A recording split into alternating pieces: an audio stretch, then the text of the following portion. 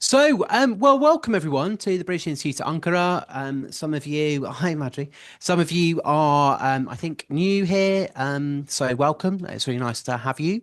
And we're especially excited about this event. As some of you who follow the BIA closely will know, the BIA is part of a network of nine different institutes, actually, called the British International Research Institutes.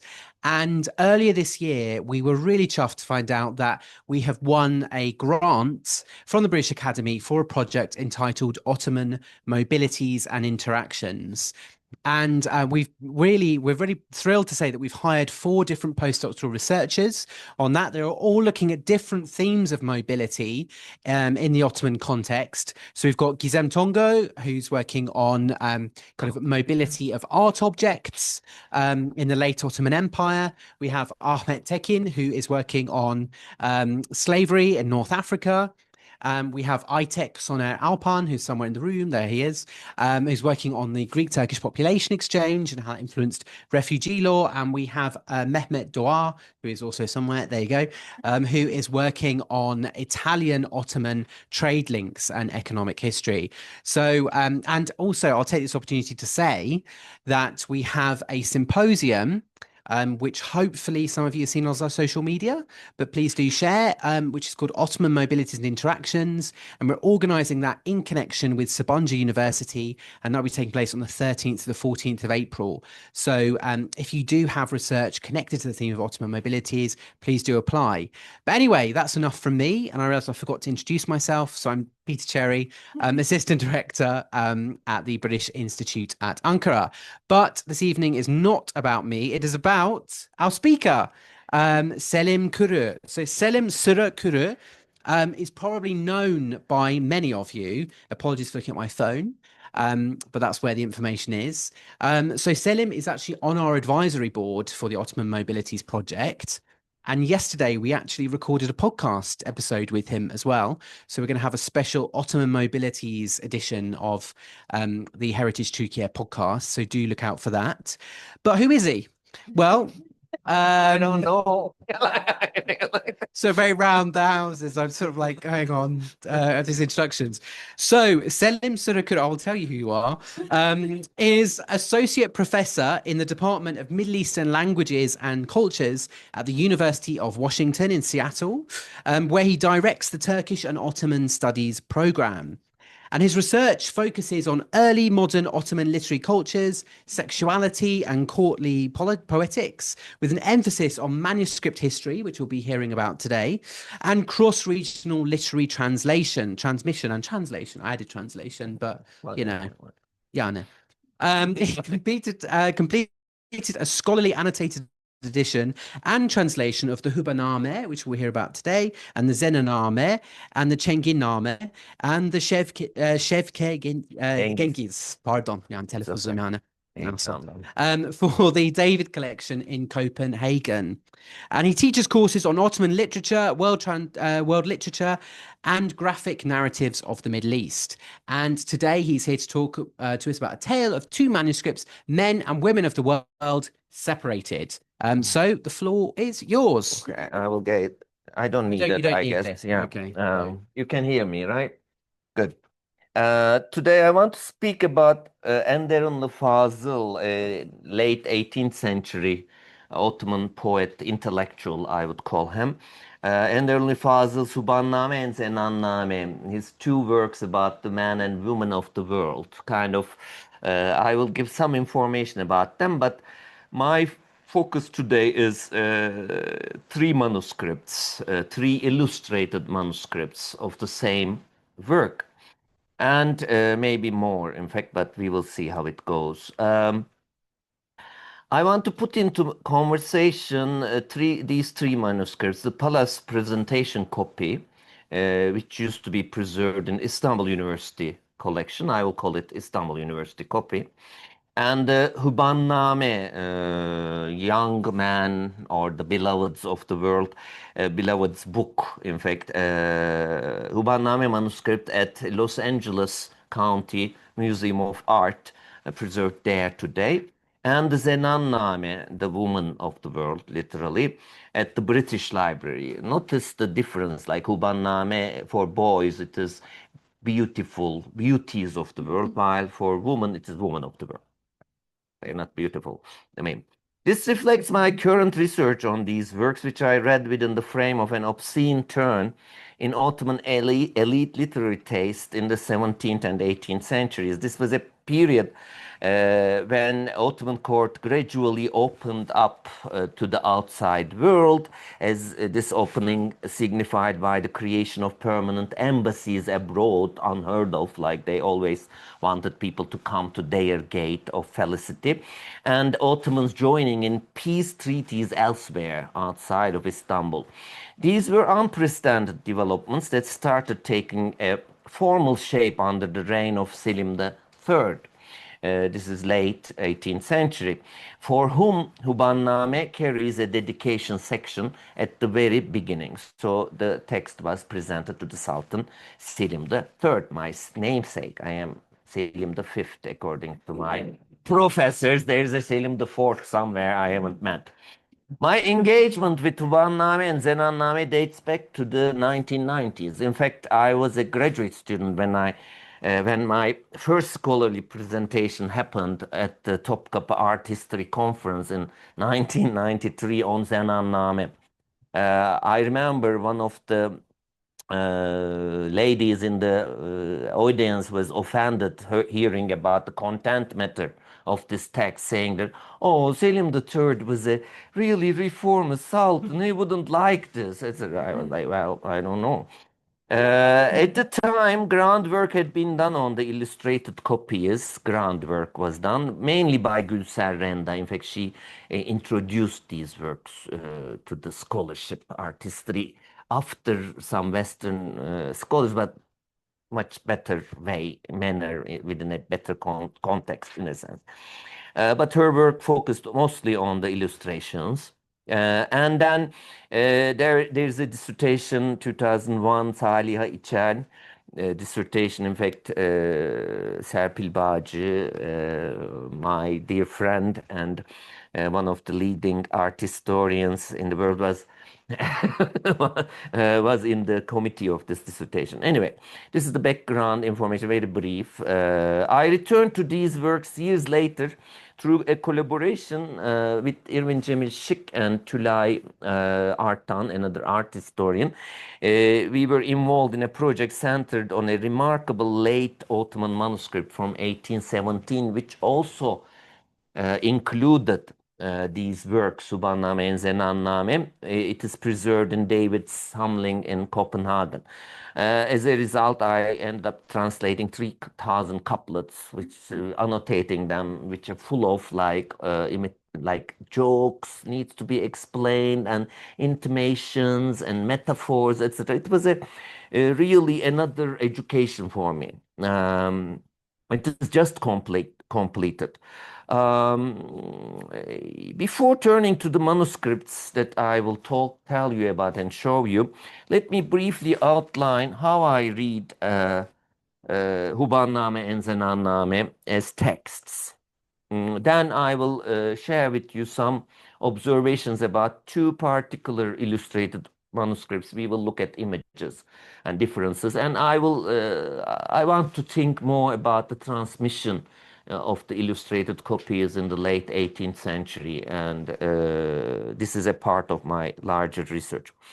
Both these texts are structured around a shared frame narrative. A Greek youth, a young man, presented as the object of Fâzıl's desire, the poet's desire, urges him to compose Hubânnâme in order to explain which young men are considered beautiful and which are not, and to have these distinctions described and depicted, illustrated.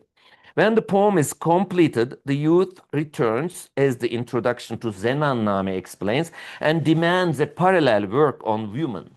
Although reluctant to do that second work, Fâzıl complies. Hubânnâme is a catalogic verse narrative of approximately 1,000 couplets. It changes from manuscript to manuscript, that surveys male beauty across an expansive and deliberately uneven geography. Its itinerary begins in the east and moves towards west, starting with Indian young man, including and then continues with Iranian and then Yemeni and North African, all Arab provinces, and Anatolia, Istanbul, a separate longest section, and then Eastern Europeans bundled in one section, and then Western Europeans, and then even Americas.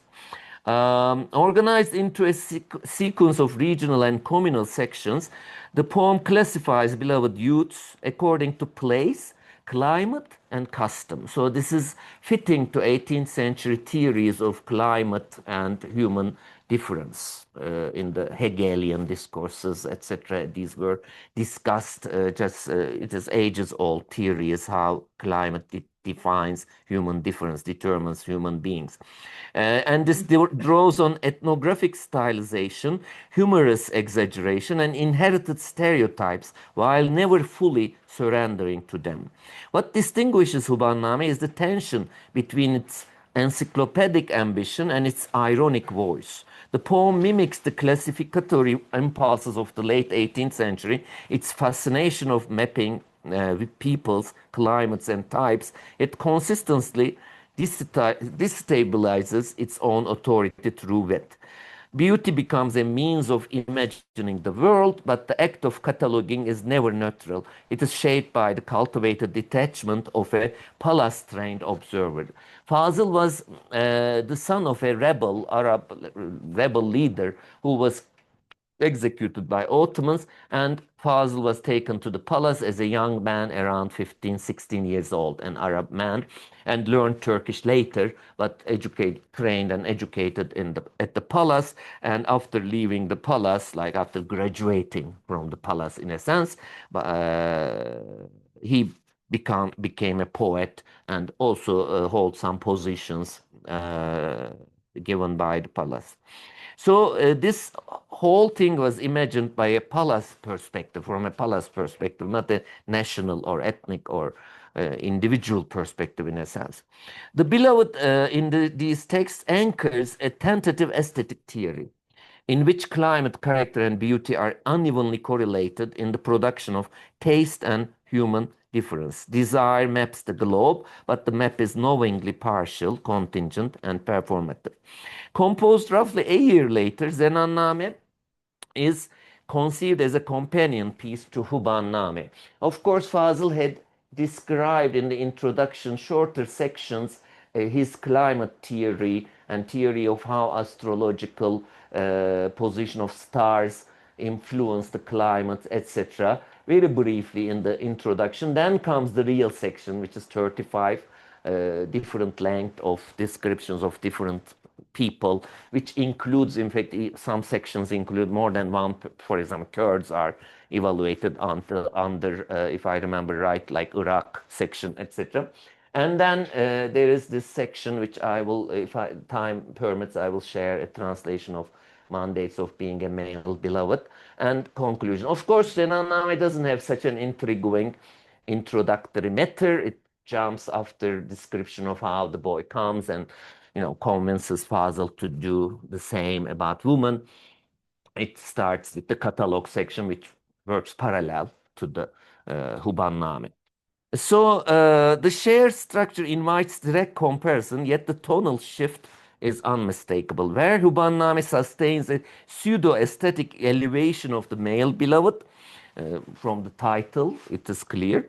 Zenânnâme moves towards episodic narration and bodily specificity with sharper humor and more openly articulated anxieties. The poem includes scenes rarely rendered with such immediacy in narratives. These four tableaus are very different from the for example, marriage negotiations, women's bathhouses, anchoring its catalogic impulse into textures of urban life. Here, women appear not as abstract types in these sections, but as figures embedded in domestic ritual, moral contradiction, and social tension. If Hubânnâme frames beauty through climate, character, and taste, Zenânnâme persistently pulls desire back into the material world of bodies, labor, and reproduction. A single couplet is particularly Fâzıl's resistance to woman as a poetic subject and the broader misogyny embedded in literary convention. I'm reading the original first. Şairiz, şen verir şanımıza, giremez fahişe divanımıza. We are poets, it stains our glory. No prostitutes may enter our divans. Here Fâzıl exploits a double entendre in divan, meaning both a poetry collection, a book of poems, and a male social gathering to articulate exclusion of women in these areas with pointed economy. The two works are designed to be read together. They are not only seamlessly linked through a shared frame narrative, which is buttressed with sections on how to be an ideal beloved and how to seduce women in the Zenânnâme section, in which Fâzıl addresses his beloved directly, but also rely on the same catalogic organization and the same ironic narrative persona.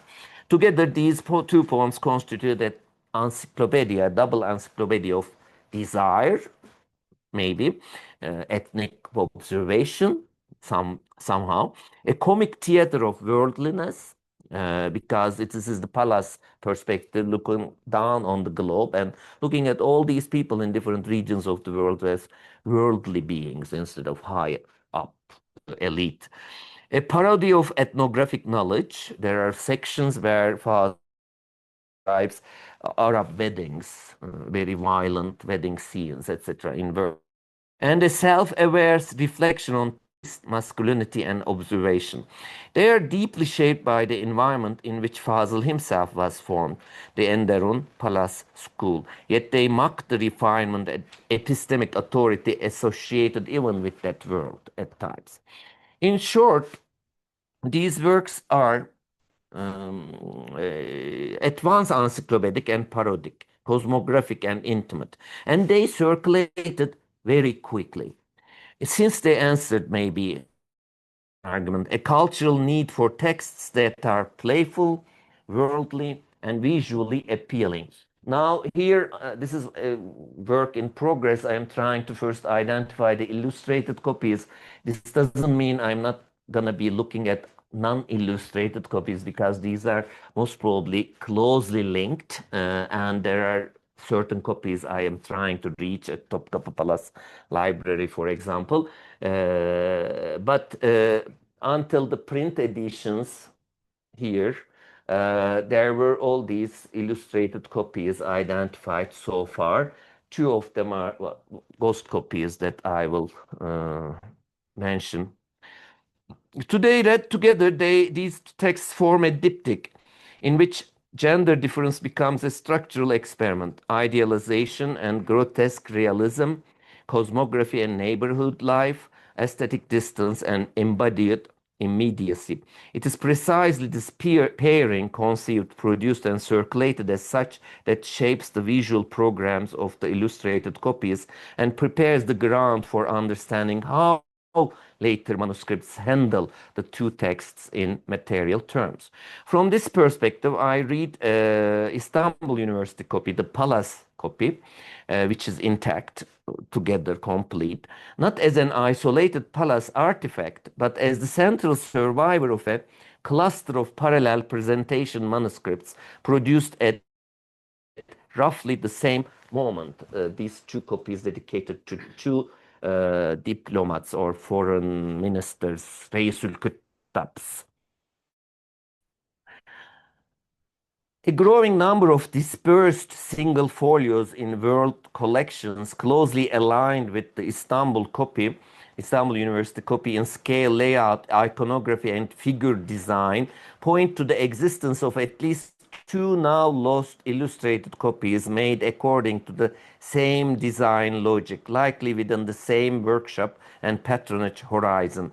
I refer to these lost but traceable objects as ghost copies, manuscripts that no longer exist as codices or volumes, but whose material and visual coherence may still be reconstructed through fragments. But I will set that question aside here in order to focus on two surviving objects seen against this background the Los Angeles County, oh, sorry, this is the opening page of Istanbul University Hubânnâme. Zenânnâme has a very parallel but interestingly different opening pages, as densely illustrated. Please note the beauty of the script written by one of the late Talik masters, Şeyh Yahya Ihya, his poetry name, and we will come to that picture of painting of Fâzıl later. But I am going to talk about these two copies. This is the Istanbul University copy. These were now I want to come back to LACMA copy, the Los Angeles County Museum of Art, and British Library Oriental Manuscripts 7094. Seen against this background I just told you about, these two seem to be produced together, but I have questions that I will share about. I want to explore how Istanbul copy, the main copy, was materially interpreted and adapted 3 years later in these two copies, which are separated by oceans and continents today. And we don't know exactly how they traveled from where. We don't know where they were produced either. The Istanbul University copy, produced in 1792-93, is our earliest complete, most carefully prepared illustrated version, and the basis for structure that appears in later copies. It's a presentation manuscript copy for Selim III, as I mentioned, produced in a palace or palace adjacent atelier, written by Sayyid Yahya, and containing two formal praises from the palace officers. It is richly illuminated, well structured, and contains a visual program that consists of 84 paintings. Its importance lies in 3 points. It preserves the most stable set of section headings. I want to show, this is like sample sections from the Istanbul copy. Note the consistency, how the writing, the hot calligraphy is sustained, and all these illuminations, details in the middle, etc., makes it a really singular manuscript, even for its own time, which sees a revival of this kind of luxury manuscripts.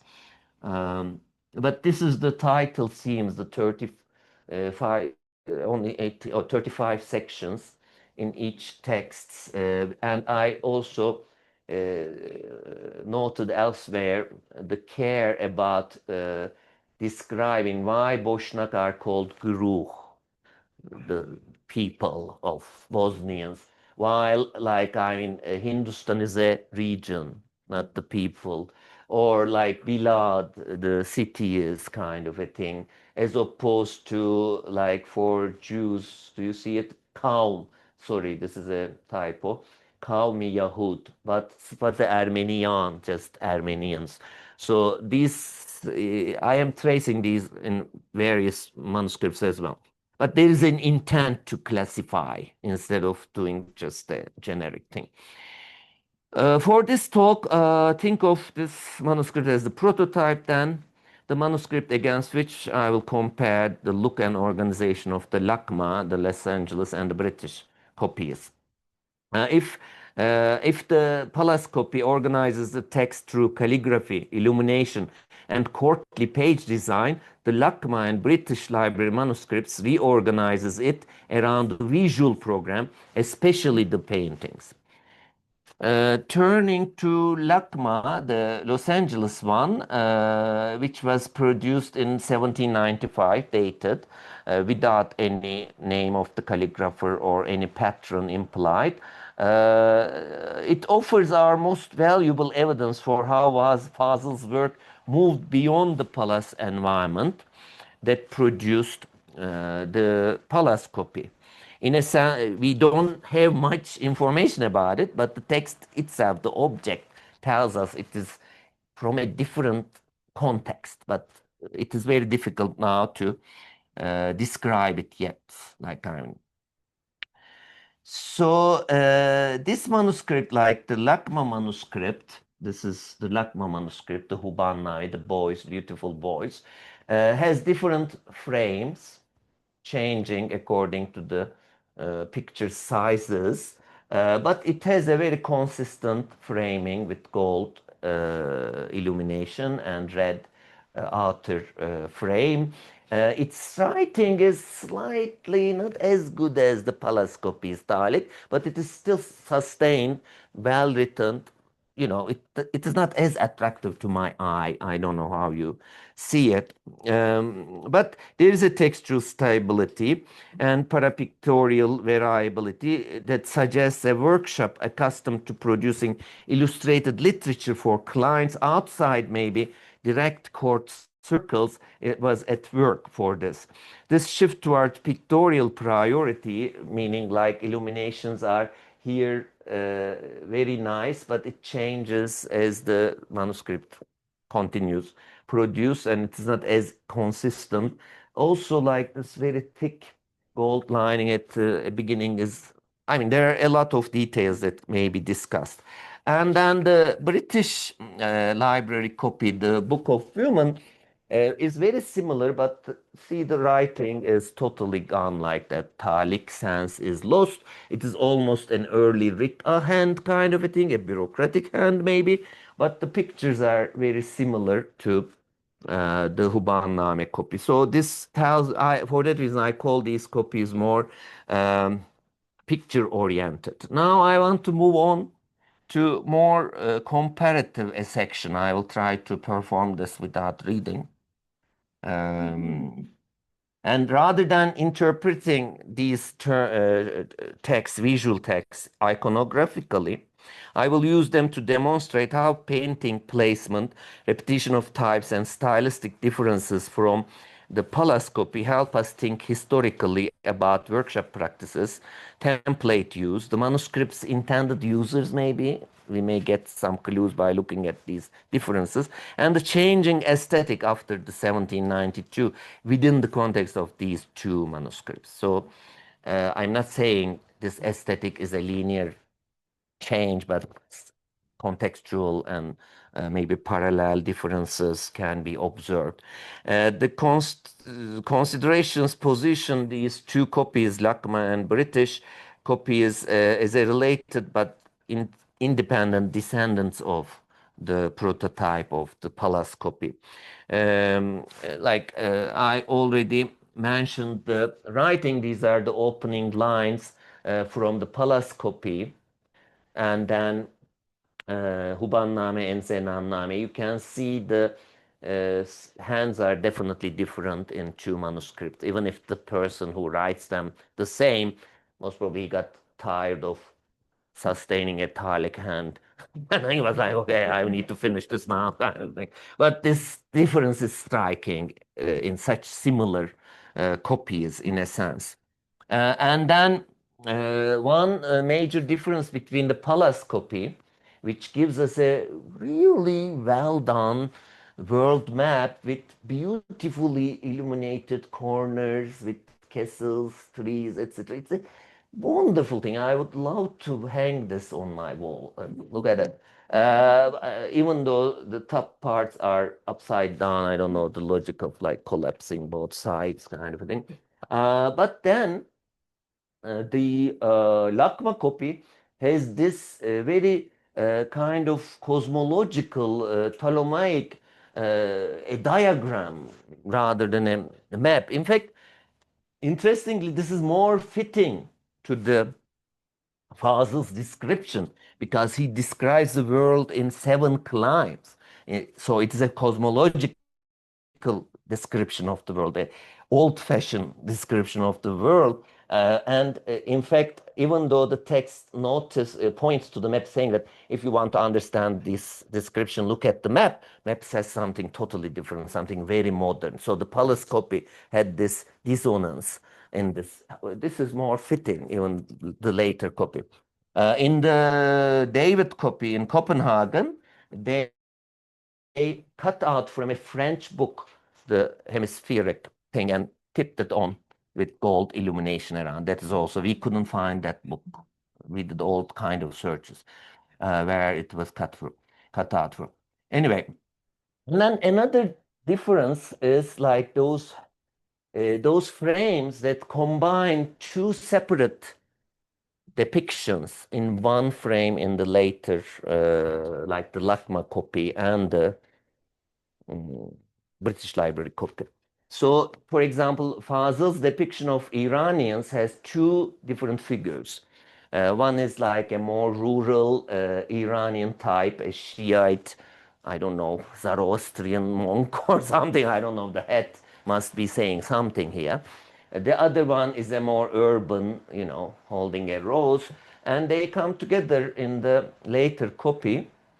And the Shiite figure or Zoroastrian figure, I don't know which one, is more similar, but the rose dropped in a sense, and the color of the belt and the shoes changed, etc. And you can see the faces, etc., are almost copied verbatim, but it doesn't have the fluid smoothness of the Palace copy. It is a bit, I don't know if it is the painting or the digital copy or like what makes it different. We should consider all these changes, you know, but it is a bit different. And this one also has a belly kind of like that. I don't know. We should check that.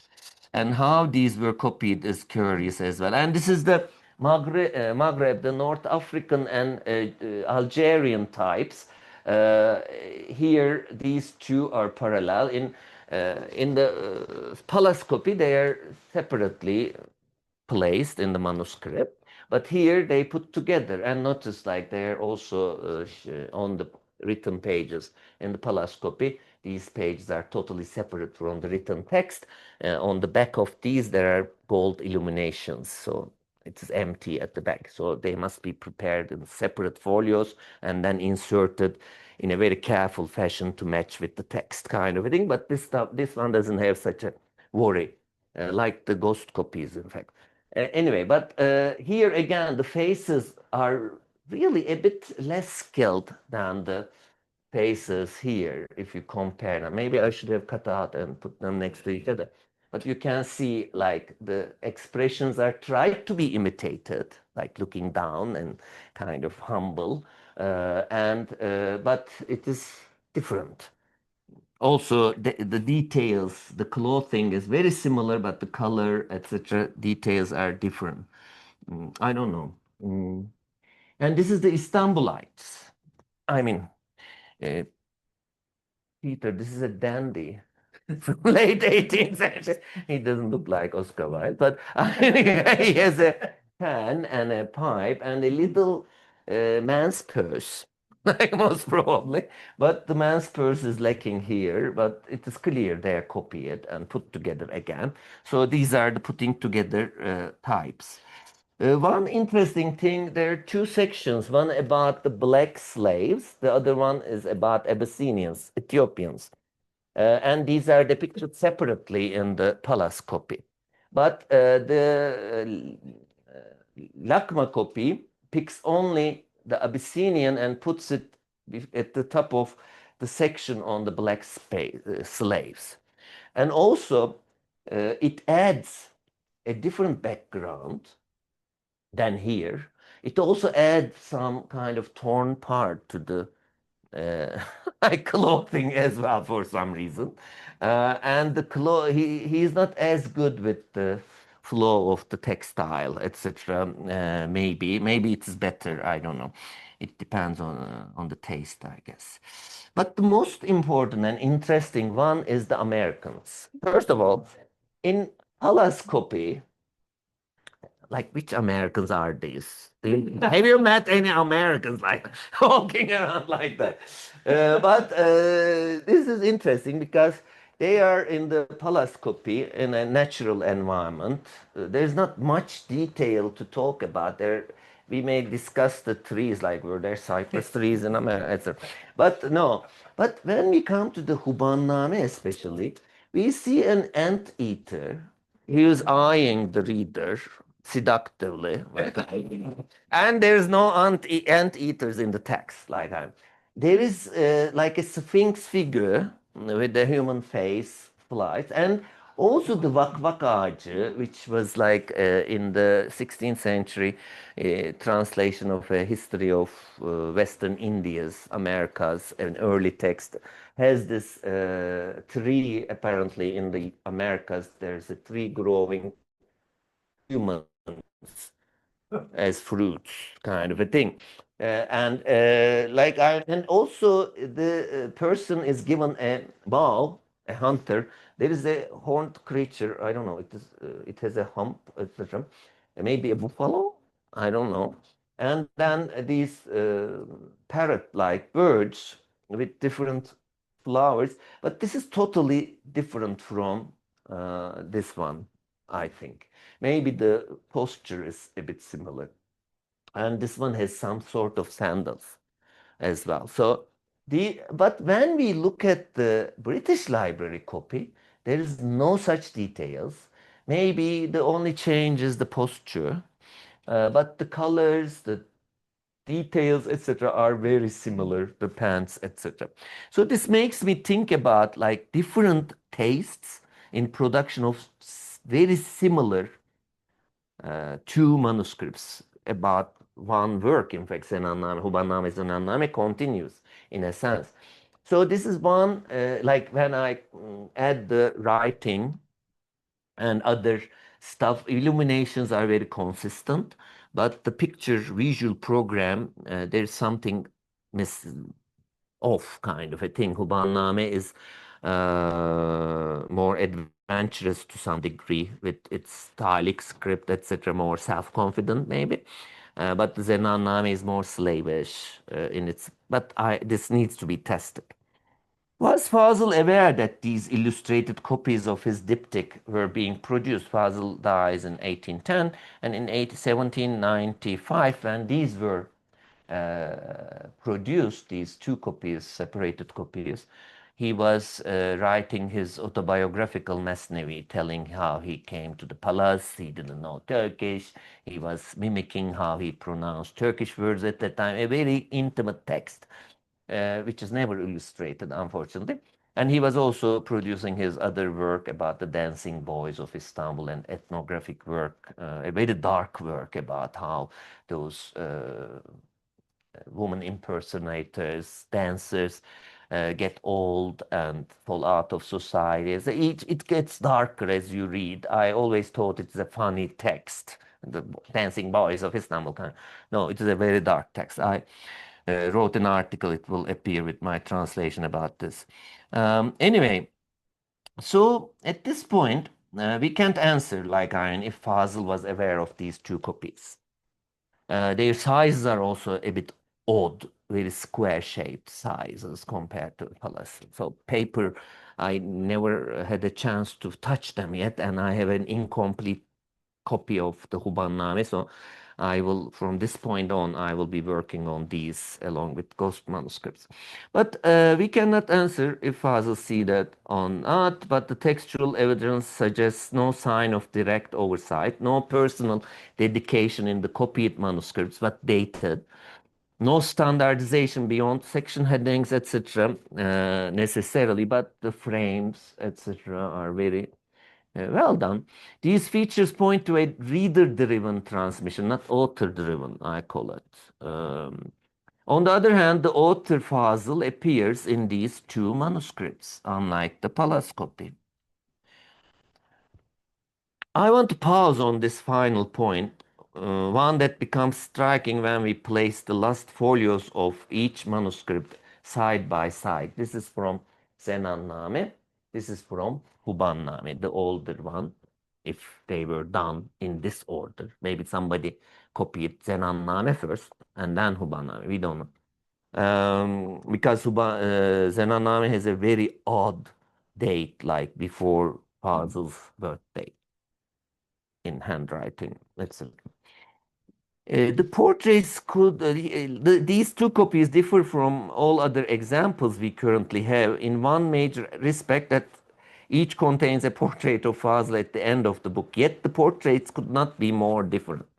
Their contrast suggests very different processes at the stage of handling, completing, or perhaps even marketing these two otherwise similar looking manuscripts, seemingly separated under conditions unknown to us. In the British Library Zenânnâme, the portrait is gentle and intimate in a sense. We see the poet squatting on a low sofa, working quietly, surrounded by books and pages. Two volumes rest behind him. There are titles almost legible on the side as Ottoman title making practice. A small writing desk stands there, and then he holds a pen, writing, composing, or correcting a text, but it's a book, so it must be note taking, while a silver pencil case lies by his feet. The light enters from a large window behind him, illuminating the room most probably, and creating a sense of calm concentration. His yellow slipper peeks out from under wide red, so there's a lot of attention to detail. Beneath his kaftan, the atmosphere is that of a scholar at work, and the painting harmonizes stylistically with the illustrative program of the manuscript, like with colors, etc. But the posture is, this is the only squatting person in this program, except for the scenes of woman in bathhouse, etc. kind of thing. The LACMA Hubânnâme portrait, by contrast, is dramatically different. Here, Fâzıl is shown standing in a darker room, facing and almost confronting the viewer. It's a very solemn gaze. A pen is suspended in his right hand, similar in motif to the Zenânnâme portrait, but the overall effect is stark, even slightly sinister. There are books around him as well, and the pages. The and a silver pen case, so all the items are the same. Even the color of the sofa is same, but the pattern is different. And his kaftan and inner shirt are same. His hat same, etc. But still, the portrait is speaking differently. It is more similar to those types, figures, and the catalog section in a sense. I think the atmosphere is heavier, more theatrical, even imposing. This is where the visual program, in a sense, fully overtakes the book. And yet, despite the difference in mood, the portraits share these features I mentioned. These similarities suggest that both portraits drew from a shared model or scribal convention. Help me think about this a bit more. While the differences point to divergent workshop practices, maybe, or perhaps to different moments in these manuscripts' completion or circulation, as reflected from the writing style and other clues as well. And I'm really curious about finding a model of this kind of squid. There are many, in fact, but I mean, this light and this kind of shining, look at the pattern of the carpet, even that is same. Taken together, these portraits suggest not simple copying, but separate acts of production, maybe, likely carried out in similar workshop environments. While they share core motives and expectations, their differences suggest the combination of black slaves and Abyssinians in one image, the elaborate treatment of the American male figure in LACMA copy, and the relative stability of the female figure in the British Library copy with respect to the original, what I call original, but the Palace copy, point to distinct hands and visual decisions. Read against a broader reconstruction of manuscript networks that I addressed elsewhere, these portraits confirm that the LACMA and British Library copies were not mechanically copied, but separately produced within related visual environments. So what? You can ask, I don't know. I like to think this way. To reach firmer conclusions about these copies, they are interesting, intriguing copies. My ongoing work focuses on comparing them systematically with the Palace copy as a collaborative, which is a collaborative Palace-oriented prototype. What becomes increasingly clear that in these later copies, the visual program takes precedence over calligraphy, illumination, and other codicological refinements that are found in palascopy. A close comparison of section headings, textual labels, page layout, image placement and scale, painting logic, and the scrutiny of the textual component is therefore essential. Should I do it? I'm a literary scholar, so I'm calling art historians can help me. These features show that Hubânnâme and Zenânnâme were circulating in the 1790s, not simply as texts, but as visually driven, interpretive objects produced by flexible manuscript workshops for different audiences. How am I doing with the time? I can read. I want to close after reviewing all this. I will take your questions. I will be happy. After reviewing these manuscript comparisons that reveal my attempt to contextualize these two copies without being successful because there are not many clues except for the dates, and their provenance is not clear at all. I will close by reading from the qualities required of a beloved section of Hubânnâme, a passage that illustrates how Fâzıl blends physical description with exaggeration. This is the fourth section of the work following the catalogue in the Hubânnâme. And I provided the transcription of the original if you would like to follow. Sean, you may have a copy. Are there extra copies? Yeah. There were extra copies with Zeynep some time ago. Zeynep is no. I don't know what you're talking about. Okay. Okay, it is not a long passage, and I will try to still read slowly, so I will make the time up to 40 minutes. They want me to talk, so okay. So you can find a summary of the talk somewhat on the other side as well. Qualities required of a beloved. Now, Fâzıl in each section, including the catalogue, like the 35 sections, addressed the beloved youth who wanted him to compose these works. So he writes at least 100 couplets addressing the boy and beautifying him through metaphorical, like larger Ottoman poetic cosmology, like references to it. So this section also starts and ends with addressing the boy who caused these texts to be produced as a device of, most probably, literary device. But in the text, his favorite boys and favorite women are Greek boys and women, with their speech especially underscored as so beautifully they pronounce Turkish. Their lisp, in a sense, is a value for Fâzıl's ears. After that comes Circassians and Georgians for their beauty and servility, unlike Greeks who are very playful and disdainful, etc. Okay, so he starts with this line. Listen, you who is the perfection in beauty, who flaunts the jewels of beauty. A true heart stealer is the most alluring in the world, esteemed among all mortals. His radiant cheeks like the moon, his followers uncountable like stars. So in order to be a beloved, you need to have uncountable followers. So it is not an objective category at all. His words should match his deeds, his stature taller than the cypresses. His eyes and brows must be black, his gaze languid and intoxicated. His eyelashes like a row of spears striking terror into the heart of planet Mars. His tresses like the pitch black night as his lover's permanent fates. His cheeks must be red like roses, a beauty spot will fit without staining those. His dimples apple should be blood colored, his chin in the shape of a pear. His neck must be long and full, better if his locks fall over it. His distinguished mouth small and tight, yet his voice loud and commanding. His limbs proportionate, his form graceful from head to toe, his essence delicate and balanced, neither too plump nor too frail.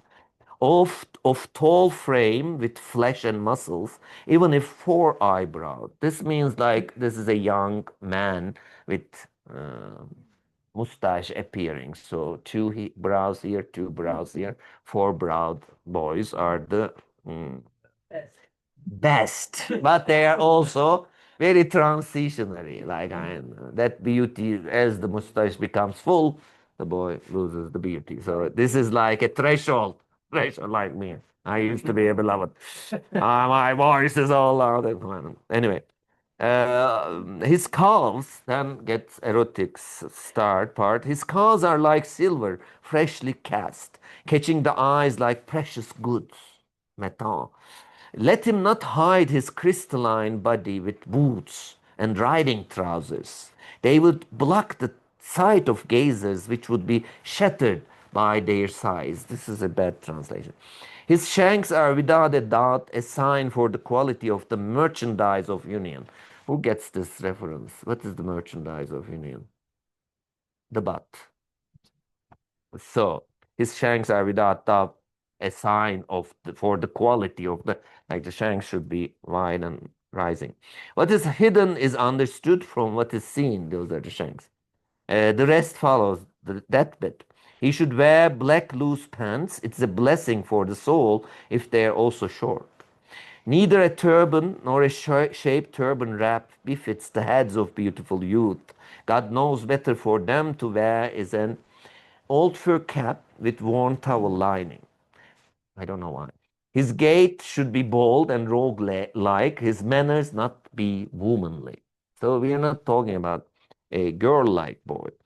His body should not be weak and tender, but firmly fleshed in due measures, so firm indeed that a hazelnut dropped upon his body would crack.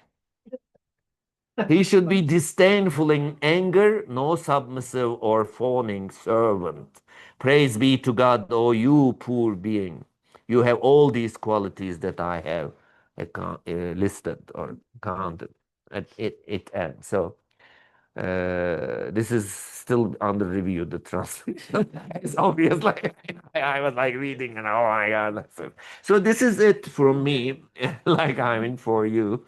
But if you have questions, I will be happy to reply because many things, like this is my fourth talk about these texts. Each talk focuses on a different aspect. Last two talks I did one was on the network around the palace copy.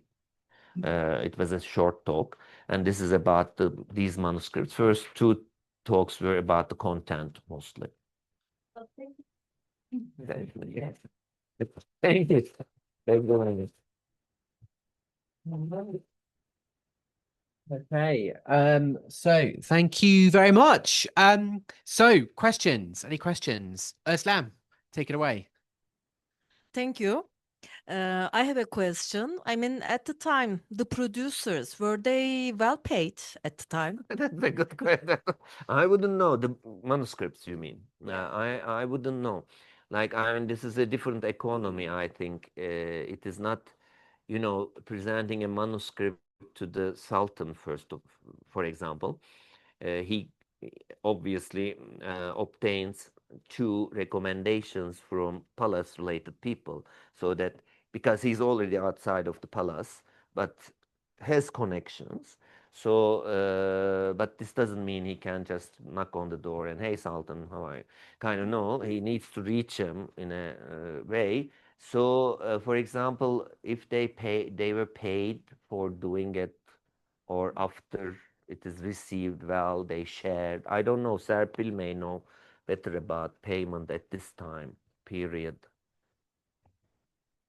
Any documentation of because normally these painters they belong to an organization working for the palace, and they are palace employees. But in 18th century, we don't have those documents anymore. So we don't know. Most likely they were prepared as a present to the Sultan, and they got some exchange money or other things as a bakshish or inam. I mean, one interesting thing is what I call ghost copies. We have those dedications as signs of those ghost copies. They tell me that there must be two more presentation copy. And they are the basis definitely for the print copies, because people didn't have the palace copy, access to the palace copy. So the prints come from these two copies. And there are other clues like that, they come from those. And they were given to foreign ministers of the time, who were in fact rivals. Looks like there's some politics behind this serial production. I'm not talking about these LACMA and British, but the ghost copy is still. So that gives me a sense that there is this intellectual collaboration and production collaboration with a particular intent, like, because these are not easy to produce, like, especially at this time, the models, etc., are dispersed there, and these are really quality things, paper, etc. I didn't touch it, but I can see kind of how the paper holds the ink in the palace copy. It looks perfect. Kind of like somebody worked on it seriously, and we know the calligrapher's name. Calligrapher has Divan, where he's one of the recommenders, by the way, very famous calligrapher. His Divan has a slightly different version of his recommendation in the manuscript, etc. These all tell there was something going on, but really there's a lot of good groundwork about this period, but still it is not enough, Sabu, can I say that, to explain the existence and production. Like, I mean, I don't want to say like this, nobody works. There's a lot of work, but we need to look closer and more seriously now to late 18th century as a visual opening, or I don't know, interesting. Okay, I have a question over here from Amina. Good evening. Thank you so much for your presentation, Professor Salim. I'm very happy to discover those texts and manuscripts. And I have two questions. My first questions about texts. I'm very interested about text.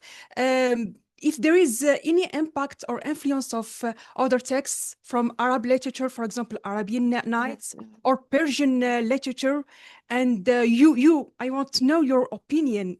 You personally, what is the real place of this text among this long tradition? Yes. And my second question, also, I'm very curious about the language, the linguistic features. I remark there is some Arab words. Maybe there are other language present in those texts. And thank you so much for your wonderful presentation. I mean, a couple of things comes to my mind from your questions. First of all,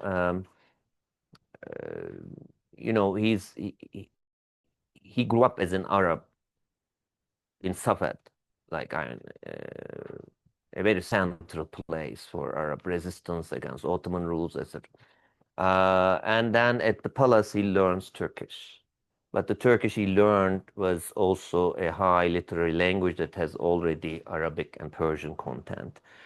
One thing is he's very good with meter, so he knows poetry well. His divan, in fact, one of the last largest divans full of qasidas for he was politically really involved. Generally, his life stories, which are many short life stories, happen in English, Turkish, etc. He's not an unknown poet or something. Gibb, for example, his story of Ottoman poetry in 1900 provided the best interpretation of these texts. I think it's still true. Like, I'm very observant. Even though he despises the work, he shows great interest and close reading of it. But Arabic-wise, language-wise, it is very conventional, very well handled Ottoman poetic register. I chose to use, for example, a 16th century transcription style for that reason, because I think they were reading these with that affectation, kind of a thing, like, I don't know, old style poetry reading, etc.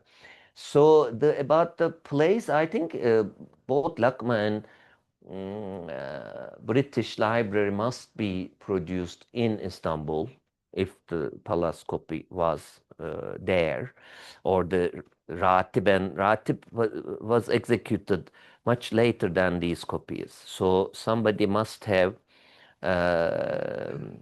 access to that text, but these texts don't have the ratib,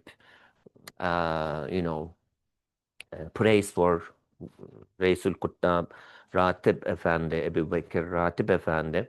That is also curious, or the Rashid Efendi. So we cannot trace that way where did they get the text after 3 years. But it is unlikely to me, this may be totally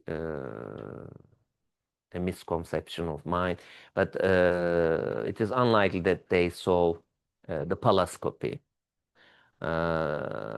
And all the discrepancies between two copies shows kind of which one was made first is a question in my mind, because later we have like separate manuscripts of Zenânnâme or selections. They spread like germs kind of everywhere. You find a manuscript, partial manuscript, notations, sections of it, etc. People loved these texts more than any other text by Fâzıl, maybe.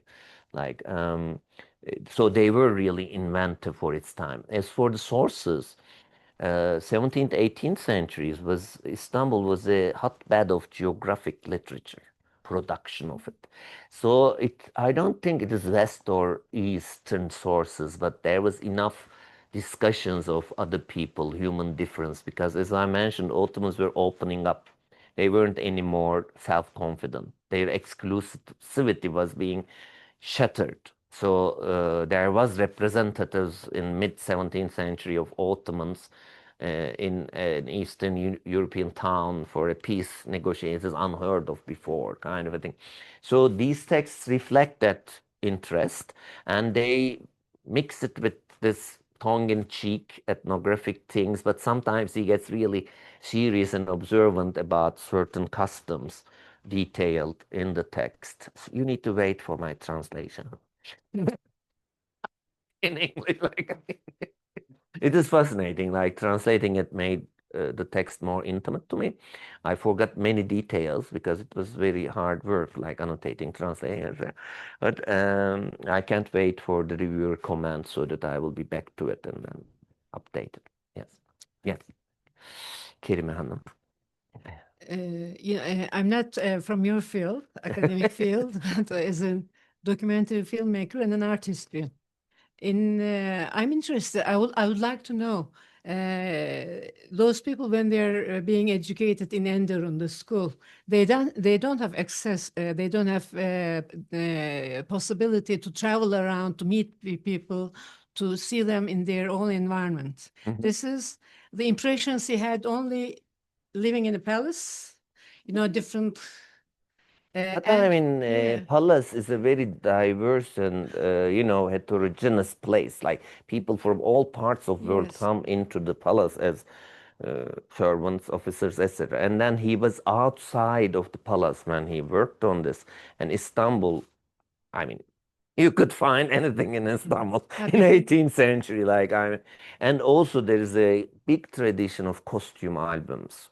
And the costumes in these texts, like in the palace copy, are very detailed. And our knowledge of costumes are very limited at the moment. My knowledge, sorry, not our, but like I am not able to think, a Circassian, how realistic is this costume, for Yeah. example. But they are really distinct from each other, and the hats, etc., are done in such a way that we have a painter with good resources or good knowledge of all these things. We don't even have a decent dictionary of the terminology of outfit in Ottoman Turkish, for example. There are 1,000 names for a hat, and we have only maybe 50 of them. And most of them are like very loosely. The other day on Facebook, a friend of mine was asking me, what is this? What was it? I forgot. Kürde or kürde, something. And I looked in all the fermans, like from the palace, etc. It is very common, but it is not in any dictionary. It is not anywhere. Like I think even Koçu skipped it, and it is very common in clothing restriction related pheromones. It is found. So yeah, we have very limited knowledge to assess and appreciate this manuscript yet. But we need to underscore that as a gap in the field so that people will start working on more serious stuff than more serious on the ground archaeology. It's presented to the Sultan, Selim III, and Selim looked at it. Access to read it. People in the palace. Another thing, I'm sorry, this is smaller than an A4 page. Like it's not a huge thing either. Like it's a normal book size today, kind of a thing.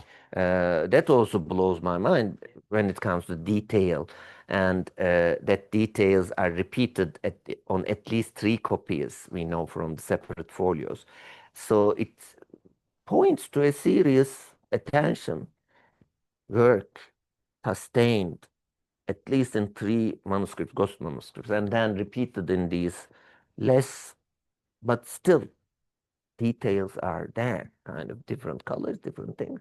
You may not like them in these 2 copies, but they're still trying hard, kind of a thing. Those are interesting to me, like those tactile objects tell us about people's interests. So yeah, we don't know exactly how he gathered all this information. The lack of Chinese, Japanese, for example, are very interesting as well. Turkmen, Central Asian, some of them are mentioned within the different sections like Uzbek or etc. And there's historical information about Mongolians, Tatar type, like eyes, etc.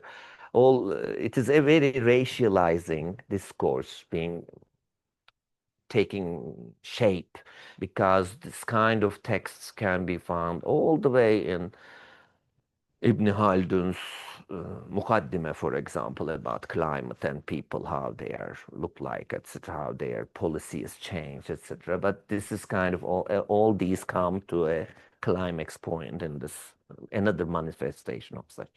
Or these are similar to European map borders, which show like Ottoman in their own dress, Swiss, etc. Such things were very common in 18th century, like depicting different nations, kind of a thing. So there's a lot of work to be done. I am thankfully a literary historian. And I just want to like write short articles about manuscripts and then deal with the text comfortably. All right, we have 2 questions here. I want to say just if you want to have wine, I'm afraid it'll have to be the 2 last questions, but you will have the opportunity to speak to Selim over wine as well. So we'll go Aytek, and then we'll come over to Fahri, and I'll try not to fall over a chair. Aytek. Thank you very much. It was very interesting as always and wonderful.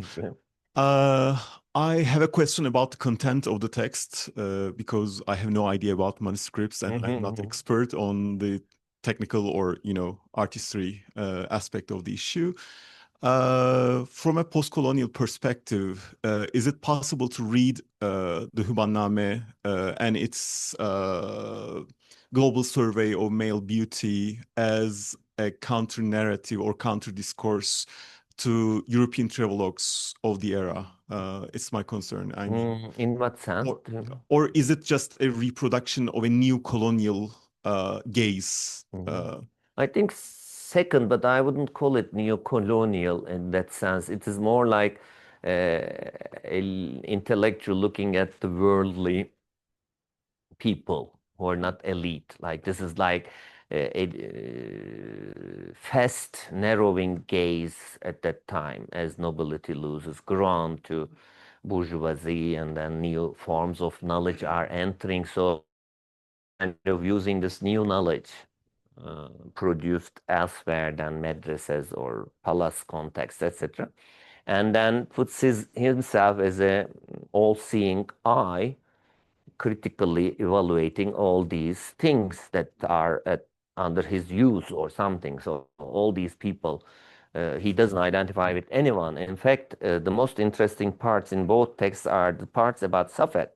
Safed, his birthplace. He says, like, I mean, I was also from there, but then I went beyond it. Those people are not good for nothing. They're like village bumpkins. I am like, all insult about that place, and ethnographic, very harsh observations about the wedding and etc. So he is not outside of the text that much, but he claims, in a sense, distancing himself from all the people of the world. So go figure how to explain this. It is colonial maybe, but not as we understand colonialism in a sense. Okay, so last question goes to you then, Fahri.